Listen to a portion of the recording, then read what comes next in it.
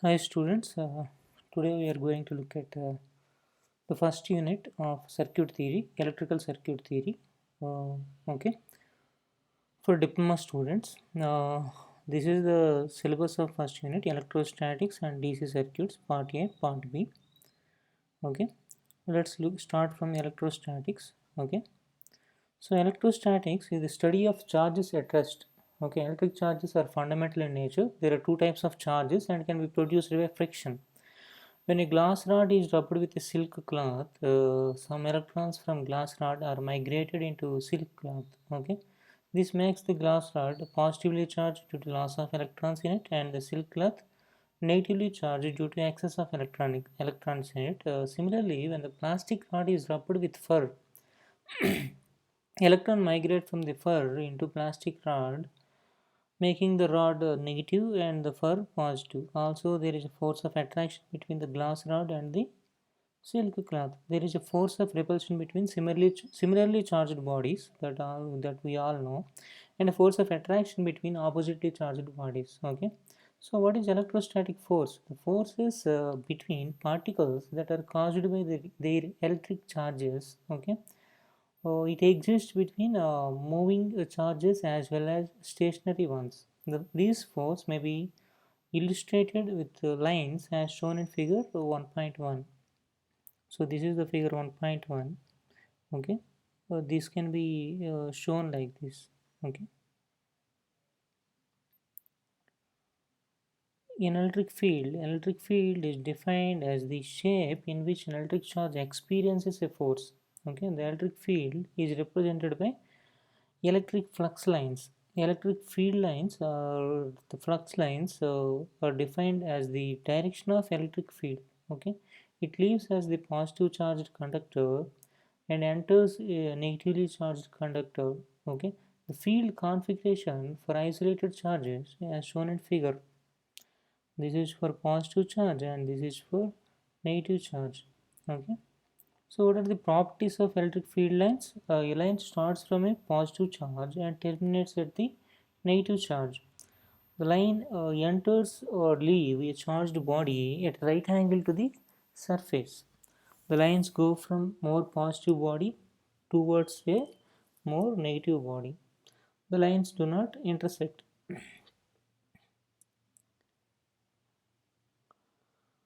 So what is electric flux? The total number of electric field lines is called electric flux. The unit of electric flux is Coulomb. The symbol for electric flux is psi. One line of flux is assumed to radiate from the surface of a positive charge of 1 coulomb and terminates at the surface of negative charge of 1 coulomb. Hence, the electric flux has the same numerical value as the charge that produces it. Therefore, the coulomb is used as the unit of electric flux.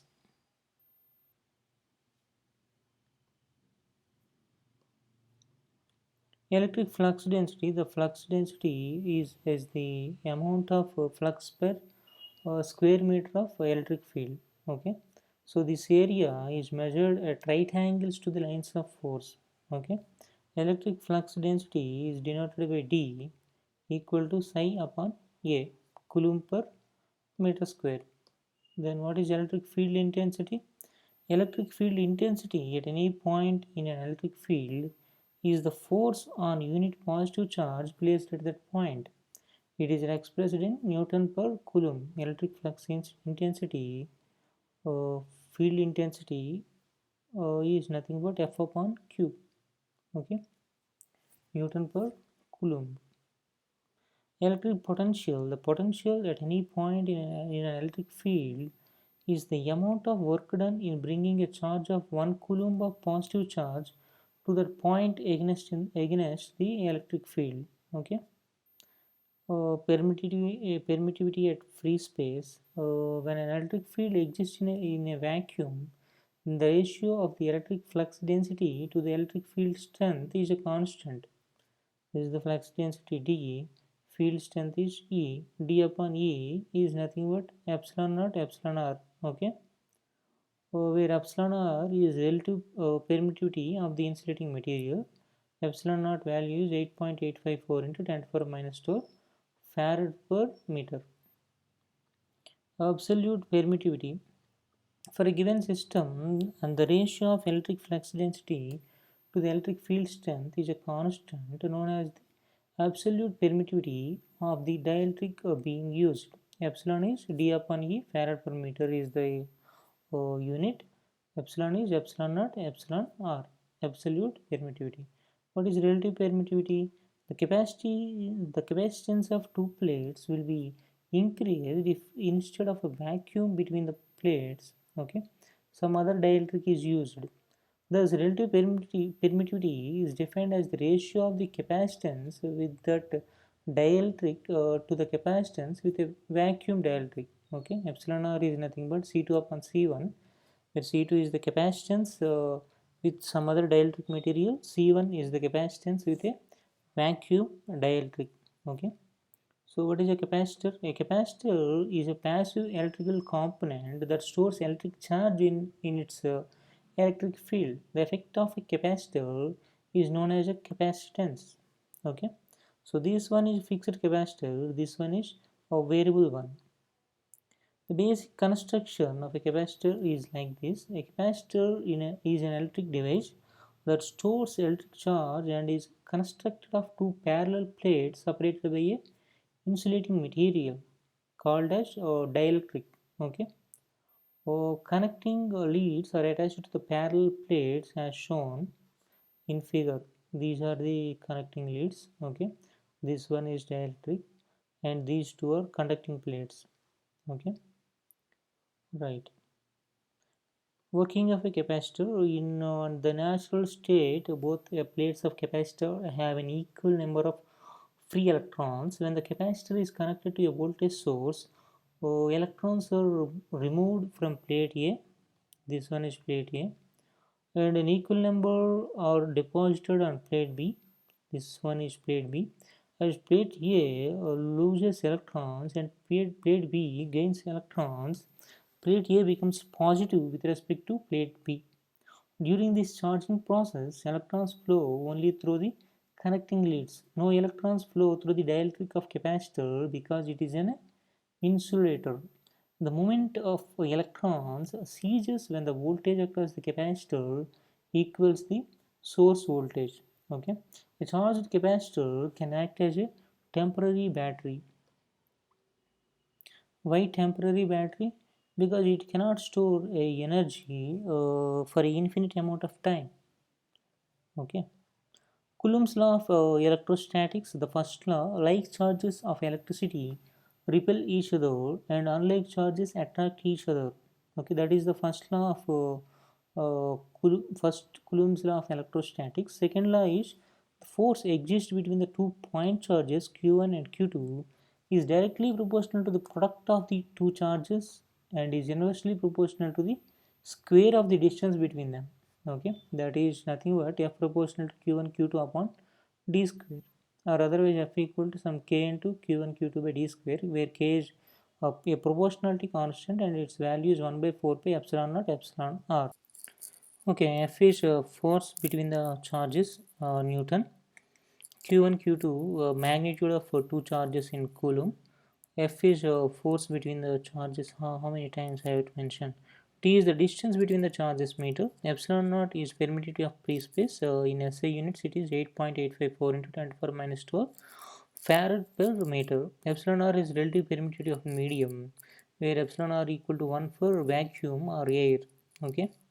So F equal to, when you substitute K value here, this becomes Q1 Q2 upon 4 pi epsilon r d square, or 4 pi into 8.854 into 10 to the power minus 12 into epsilon r d square. This value is roughly 9 into 10 to the power minus 9 Q1 Q2 by epsilon r d square. Okay, this is for a medium. For air, epsilon r is 1. Substitute 1 here, you will get this. Okay. Capacitance, the amount of charge that a capacitor can store per unit of voltage across its plates is its capacitance. Okay, it is represented by C. The capacitance is measure of a capacitor's ability to store charge. Farad is the unit of capacitance. 1 farad is the amount of capacitance when 1 coulomb of charge is stored with 1 volt across the plates. So relation between the voltage and capacitance and charge: capacitance equal to Q upon V farad, charge Q equal to C into V coulomb, voltage V equal to Q upon C. Simply this equation wrote in two different ways. Okay, that's it. So the capacitors connected in series, C like this, C1, C2, C3. There are three capacitors connected in series. Okay, the potential difference of C1 is V1, C2 is V2, C3 is V3.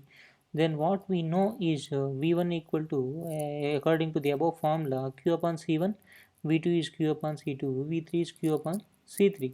What is common when they are connected in series? A charge is common. Okay. Oh, oh, that means Q is same all along the path. Q is same. V is nothing but V1 upon V1 plus V2 plus V3, since these three are connected in a series. Okay, right. Now, when you substitute this formula Q upon C, okay, let's say V equal to Q upon C, where C is the equivalent of these three capacitances, then this becomes Q upon C1, Q upon C2, Q upon C3. So 1 by C equal to the equivalent capacitance or the circuit capacitance equal to 1 by C1 plus 1 by C2 upon plus 1 by C3. If there are n series connected capacitors, 1 by C will be 1 by C1 plus 1 by C2 and so on 1 by Cn. In case two capacitors are connected in series, then 1 by C equal to 1 by C1 plus 1 by C2, or C1 plus C2 upon C1 C2, or C equal to C1 C2 upon C1 plus C2. Their product upon their sum. Okay, when you have only two capacitors. So capacitors connect in parallel. Consider three capacitors C1, C2, C3 are connected in parallel to a DC supply V volt. What is common here? Voltage is common. When you connect them in parallel, okay. When you connect any two elements in parallel or three elements in parallel, the voltage will be same. Then what differs? The charge will differ, right? In this circuit, Qt, the total charge from the battery, is nothing but Q1 plus Q2 plus Q3. What is Q1? C1V, Q2, C2V, Q3, C3V. When you name C as the equivalent capacitance or the circuit equivalent capacitance, Qt, C, then Qt equal to C into V, right? So C into V equal to C1V plus C2V plus C3V. When you get rid of this V, what you will get? You will get C equal to C1 plus C2 plus C3. So when three capacitors are connected in parallel, the equivalent capacitance will be the sum of the three individual capacitances. If there are n capacitors connected in parallel, then it will be sum of the n capacitances which are connected in parallel, right? Energy stored in a capacitor. When a capacitor is charged, energy is stored in it. In the charging process, the potential difference across the plates in proportion to the charge stored. Okay. During this process, the capacitor draws some current from the source called charging current, and energy is stored in it. When the capacitor is fully charged, no more current is drawn from the source. Okay, like this, right?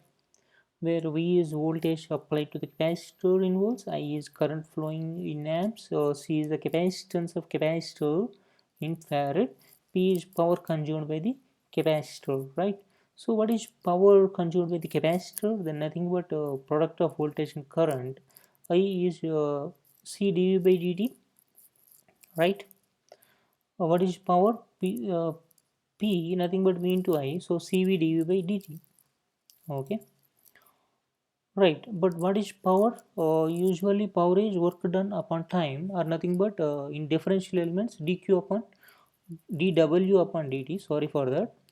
So energy stored will be integration of p dt from time 0 to t. Okay. Right. Now, what is P? P in terms of capacitor is nothing but capacitance is nothing but CV dV upon dt. This dt will cancel out. Okay. Then this becomes VdV. Initial voltage, let's say it is 0. Final voltage, let's say it is V. Then this becomes half CV square. All right. All right. So capacitors supplied from a 250 volts DC mains take 25 milliamp millicoulombs. Find its capacitance. What will be its charge if the voltage rises to 1000 volts? So first you write the given data. Supply voltage 250 volts. Charge is 25 millicoulomb. All right. All right. Rise voltage is 1000 volts. What you need to find is capacitance and charge at 1000 volts. What is capacitance equal to Q upon V? Okay, simply everything in steady state initially. So Q is 25 into 10 to the power minus 3, supply voltage 250. This turns out to be 10 to the power minus 4 farad or 100 microfarad, right? For the supply voltage 1000 volts, what is Q? C, you already know. Apply V, substitute V here. This will be 0.1 Coulomb. Okay. Alright, very simple problem. Three capacitors have capacitance of 4 millifarad, 6 millifarad, and 8 millifarad respectively. Find the total capacitance when they are connected in series. When they are connected in series, you already know the formula. 1 by C equivalent is 1 by C1 plus 1 by C2 plus 1 by C3. 1 by 4 plus 1 by 6 plus 1 by 8 turns out to be 13 by 24. So C equivalent is inverse of this 24 by 13. This much millifarad. Okay. In parallel connection, you simply add them up. 4 plus 6 10, 10 plus 8 18. So 18 millifarad. Okay. So three capacitors have capacitances of 1 millifarad, 2 millifarad, 6 millifarad respectively. Find the total capacitance same in parallel, in series. In parallel, you already know. Add them up 9 millifarad. What about series? Series 1 by C equivalent 1 by 1 plus 1 by 2 plus 1 by 6 turns out to be 10 by 6. C equivalent will be inverse of this 6 by 10, so 0.6 millifarad. Okay. If two capacitors having capacitance of these two are connected in series across 320 volt supply, find the PD across each capacitor, the charge on each capacitor. Okay. First, you find out equivalent capacitance. That is 60 by 60 in 3.75. You can find Q. Q is C into V. So this into V is 320. Alright. So the charge on each capacitor is going to be same since they are connected in series. Now you want to know potential difference. V1 equal to Q1 upon C1. V2 equal to Q2 upon C2. Okay. Q already know. C1, C2 also you know. Substitute the values there. You will get the answer. Oh, isn't it millifarad or microfarad? That is microfarad. Maybe printing mistake. Okay, fair enough. Three capacitors of numbers are connected in parallel across 250 volt supply. Find the energy stored. The parallel connection you already know. We need to add them up. Half CV square is the formula. Half C is this. So V square is this. Okay.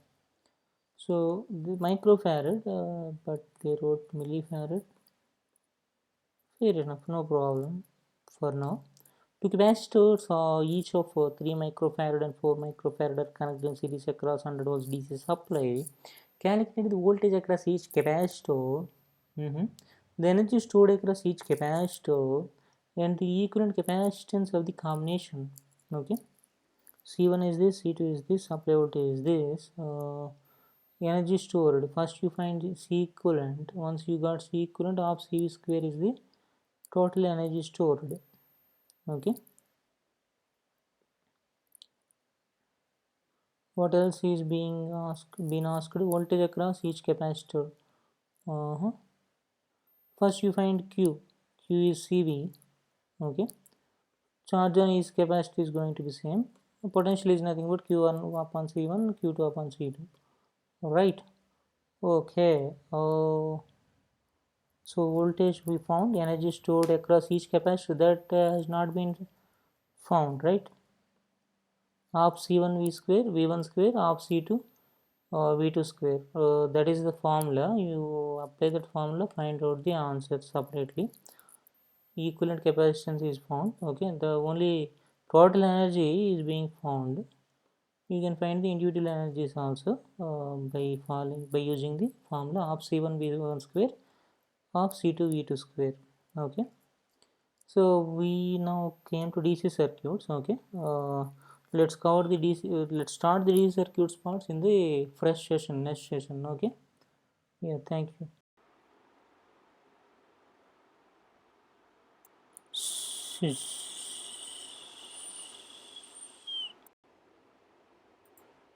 See how beautiful this nature is. You also start planting the trees. Let us bring a new change in our society. Let us plant the trees and let others plant the trees. Let's take this pledge seriously from now. Thank you.